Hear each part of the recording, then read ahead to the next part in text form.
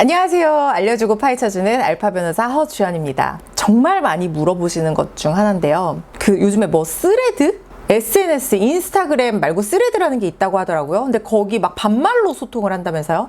근데 거기 진짜 많이 올라오는 질문 중에 하나가 나 사건이 있는데 어떤 변호사가 좋은 변호사야? 좋은 변호사 만나려면 어떻게 해야 돼? 뭘 봐야 돼? 이런 질문들이 되게 많이 올라온대요. 그래서 제가 어떤 변호사가 좋은 변호사인지, 변호사 선택의 기준은 어디에 잡으면 되는지 이걸 알려드리기 위해서 오늘 영상을 한번 찍어보겠습니다. 사실 우리가요, 변호사가 됐다라고 하면 어느 정도 자격시험이라는 허들을 넘은 사람들이잖아요. 그렇기 때문에 변호사의 역량은 사실 기본적인 역량은 저는 다 되게 많이들 갖춘 분들이라고 생각을 해요. 실제로 저도 학창시절에 그래도 공부 잘한다는 말을 꽤 들었었는데, 제가 로스쿨 가서 진짜 똑똑한 사람이 많구나, 진짜 똑똑하다, 완전 천재인데? 막 이런 사람들 되게 많이 봤고, 그 사람들 다 실제로 변호사가 됐고, 그런 천재인데라고 생각했던 사람들 중에서도 변호사가 안 된 사람도 있어요.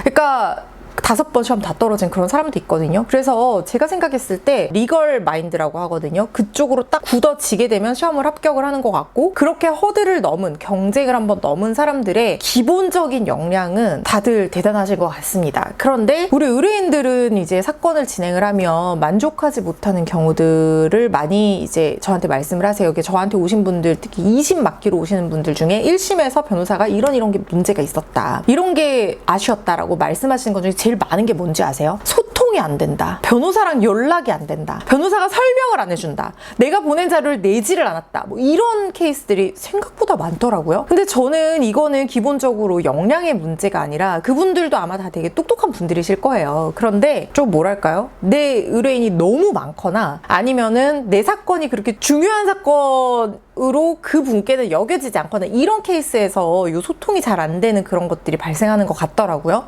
우리 의뢰인들이 그렇게 말씀을 하시는 거예요. 내 사건이 중요한 사건 같지 않았어요. 내가 소개를 받고 간 변호사님이 사건을 수행해 주실 거라고 생각했는데, 사실 사건을 수행하신 분은 내가 모르는 사람이었다. 근데 모르는 사람이 잘 수행해 주면 문제가 없죠. 그런데 뭔가 그 사람한테는 그게 성에 차지 않는 그런 상황들이 간혹가다 생기는 것 같더라고요. 모든 변호사가 이렇다는 건 아닙니다. 물론 대형 펌이나 이런 데서 오히려 더 케어받으면서 사건 진행 잘 하시는 분들도 많지만, 지금은 어쨌든 좋은 변호사 선택하는 기준에 대해서 얘기를 하는 시간이니까, 역으로 생각하면 내 사건을 맡는 변호사가 누구고, 실제 수행하는 변호사가 누구고, 그 변호사가 나랑 소통이 얼마나 잘 되고 합이 얼마나 잘 맞느냐가 되게 중요해요. 그래서 저는 첫 시간에도 말씀을 드렸는데 상담을 되게 길게 해요. 왜냐하면 저는 사건을 제가 수행을 하게 되면 그 의뢰인과 제가 원팀이 된다고 생각하거든요. 의뢰인과 내가 소통이 안 되거나 협조나 서로 신뢰관계가 구축이 잘 안 되면, 그러니까 우리가 라포라고 하잖아요. 심리적인 유대감, 이런 게 잘 형성이 안 되면 이 사건은 잘 굴러가기가 굉장히 어려워요. 그리고 그렇게 하다 보면은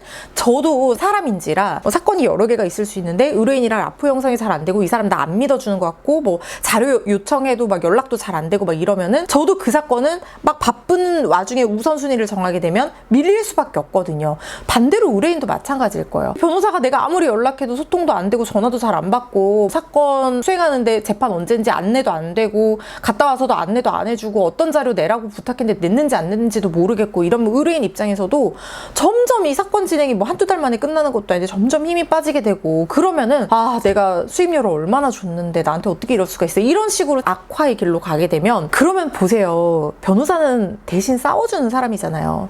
내가 내 의뢰인 뒤에서 손 붙잡고 칼싸움 하면서 앞으로 헤치고 나가야 되는데, 상대방이랑 싸우는 게 아니라 의뢰인이랑 손 붙잡는 거에만 신경 쓰다 보면 이 사건 진행하는데 완전히 집중을 할 수가 없게 되는 거예요. 그래서 저도 상담을 진행하면서 의뢰인과 얼마나 소통이 되고 결이 잘 맞는 사람인지 봅니다. 왜냐하면요, 저도 지면 분하거든요. 나도 이 사건 맡아서 이기고 싶고 잘하고 싶고, 쉽게 말하면 수임료값 해드리고 싶거든요. 그래서 저도 그 의뢰인이랑 나랑 결이 맞는 사람인지, 내가 신뢰할 수 있는지, 왜냐하면 변호사도 의뢰인한테 속는 경우들이 많기 때문에 사실관계가 진짜가 맞는지, 그래서 숨기는 거 없이 얘기해서 내가 나중에 충격을 받고 갑자기 없다고 했던 증거 나와가지고 이런 상황이 벌어지지 않도록 그 사람과 소통이 잘 되는지도 확인을 하고, 그리고 상대방도 저를 확인할 수 있는 기회라고 생각해서 상담을 좀 길게 하는 편인데요. 어쨌든 소통이 잘 된다는 건 그만큼 중요한 거예요. 왜냐하면 의뢰인과 변호사는 말씀드린 원팀이기 때문에, 우리 팀 내분이 일어나면요, 외부의 적과 싸우는데 에너지를 집중을 할 수가 없게 돼요. 그래서 소통이 잘 되는 변호사가 진짜 중요한 변호사고,